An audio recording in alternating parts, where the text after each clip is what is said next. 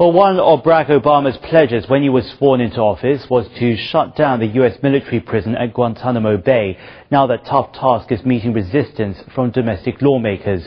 The debate over Guantanamo takes place in a politically charged environment as Washington attempts to turn the page on the legacy left behind by George W. Bush.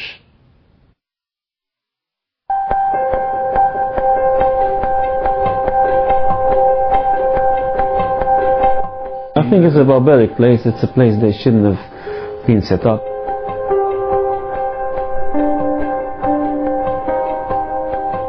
These are men who have been imprisoned for over 7 years now without charge or trial.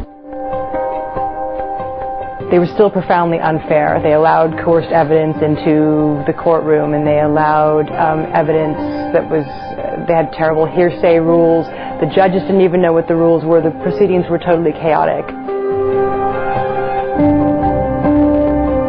It's what happened there that we have to address. And what happened there happened to be war crimes.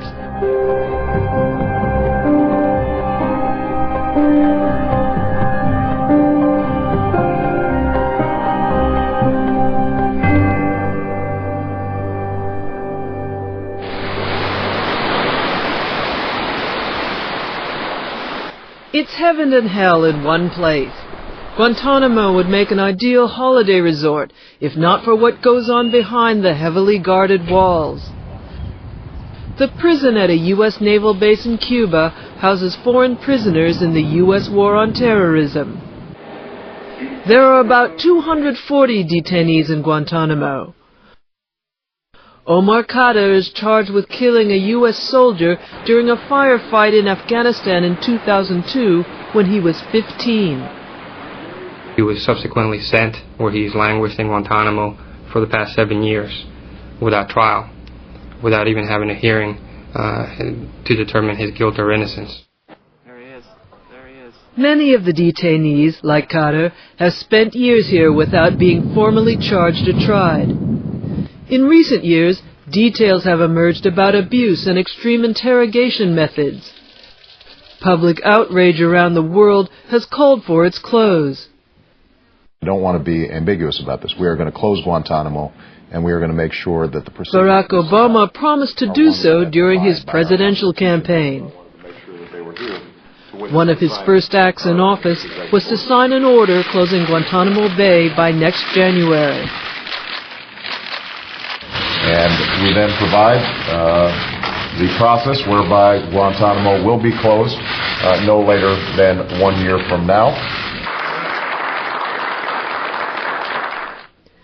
Now Obama is under fire for reversing himself on the issue.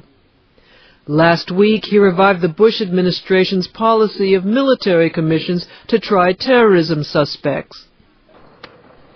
The system was set up after the military began sweeping detainees off the battlefields of Afghanistan in late 2001. And it immediately came under repeated challenges from human rights and legal organizations.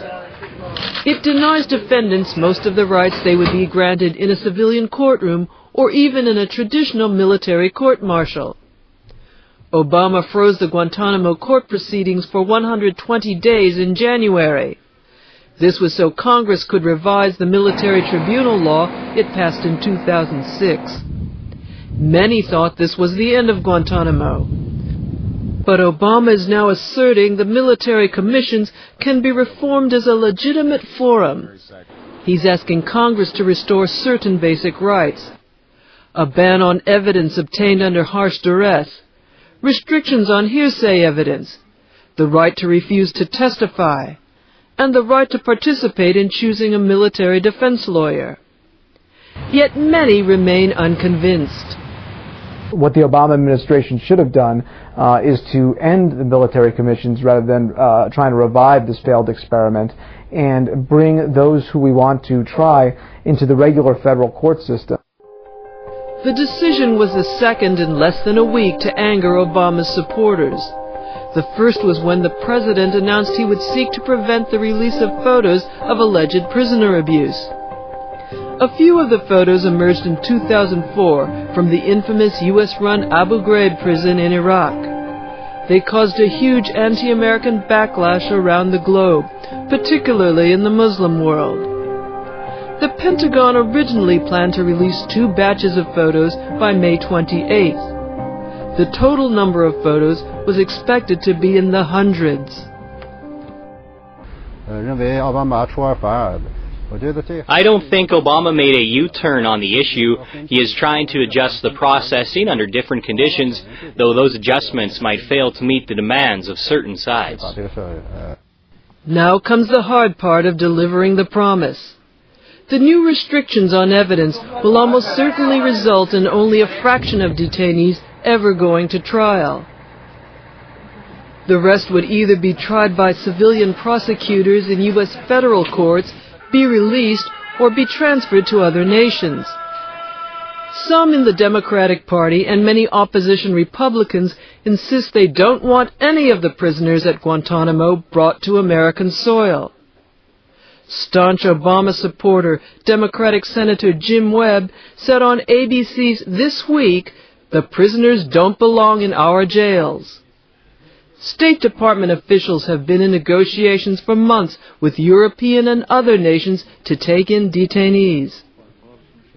The question is, to the core of your question is, what do we do with the 50 to 100, probably in that ballpark, who we cannot release and cannot try, either in Article III courts or military commissions? And I think that question is still open. Obama has asked for $80 million to close Guantanamo. The request has sparked bipartisan calls for him to first submit a plan on the fate of the prisoners. Last week, the House of Representatives vetoed both the funds and releasing detainees into the U.S. And on Wednesday, it was the Senate's turn to say no.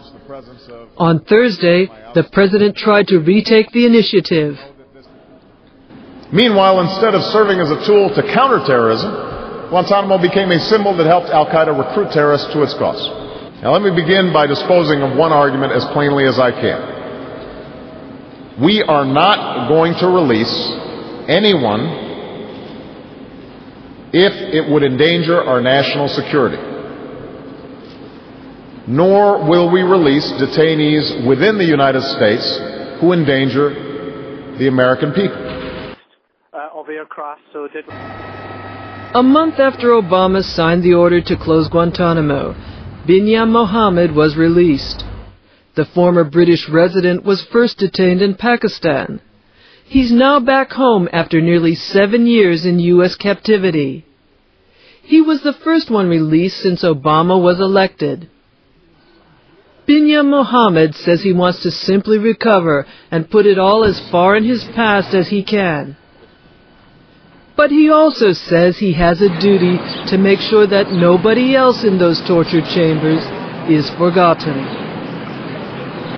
Well, Guantanamo gives Barack Obama a perfect opportunity to boost a humanistic image, but emptying the prison is likely to take months, if not years. Some say shadows of the Bush leadership are beginning to fall on the Obama presidency. But bringing these issues to light is likely to reveal some very ugly truths. With that, we come to the end of this edition of World Insight. As always, we'd love to hear from you, so send in your emails with your comments and your suggestions. The email address is up on your screen right now. I'm James Chow in Beijing. From all of us here, we'll see you at the same time next week. In the meantime, thanks for watching. Bye for now.